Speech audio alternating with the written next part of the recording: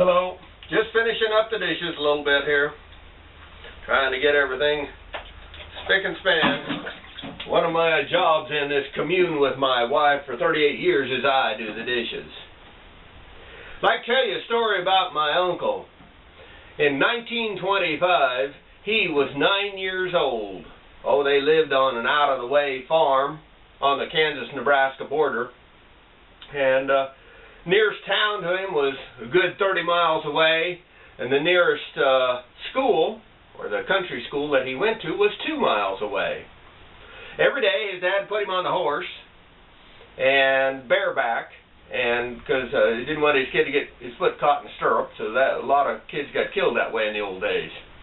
And so anyway, he would ride to school, tie up his horse, give him some water and grain, go to school, and then come out and get on his horse and head home. That was his day. Well, one day he was riding along, and he said he glanced back, and he said here was a big dog following him. So he turned around a second time to take a second look, and he realized that was no dog. From the pictures he had seen, because he'd never seen one live, up close and personal, it was a wolf. 1925, there was a wolf following him about 50 yards behind him on that old horse. Now, being bareback, he was afraid to run the horse, and so he walked the horse all the way to school. About a quarter mile from the school, the wolf veered off. Now, he told all the kids and the teacher, and nobody believed him. They said it's a dog. And so when he went home, though, he said that wolf picked him up about a quarter mile from the school, followed him all the way to home. About a quarter mile from home, he'd veer off again. And he said that he told his dad. Dad didn't believe him. He said even if it was something, he said probably a coyote, but he said it'll never show up again. Well, the next day it did. And he went to school, and this time he's beyond scared. And they knew something was wrong, but nothing they could do about it. Nobody else went his direction, so he was on his own again. Well, that wolf picked him up, and he got home with that wolf following him about 50 yards behind again. Well, this time, the next morning, his dad, he wouldn't go to school. And his dad said, I'm going to whip you if you don't go to school. And he said, you whip me all you want. I ain't going no more. And his dad realized if he was willing to take a beating, something was up. So his dad got on the horse, and they both rode out. And he said about a quarter mile from the house, he said that old wolf picked him up. His dad spent the rest of the way to school apologizing to him for thinking he was lying. Dad dropped him off at school, and he went over to the neighbor's, and the neighbor had coyote dogs about a mile and a half the other direction.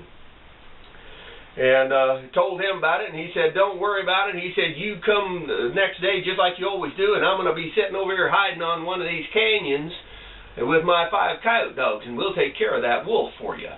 Well, he came riding by there, and the old coyote dog hunter, he turned them loose, all 5 of them.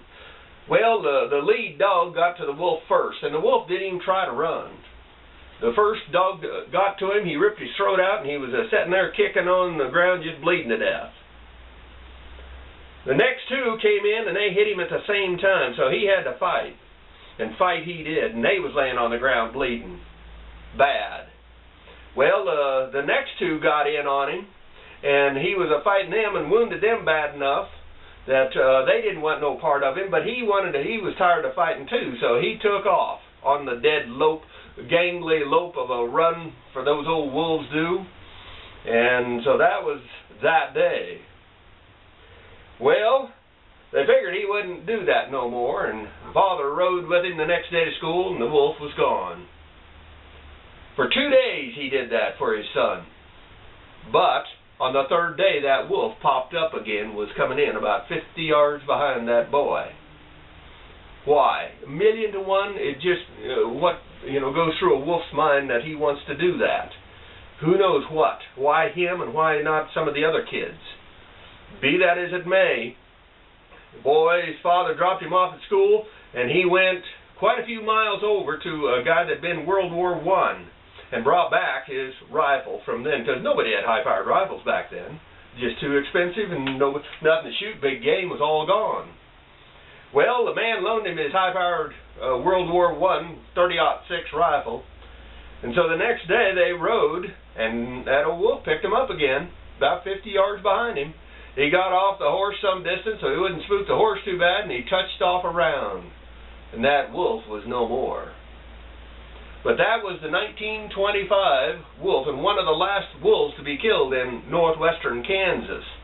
And sadly, though, I'm now getting numerous reports in northwestern Kansas of wolf sightings again. Rate this film.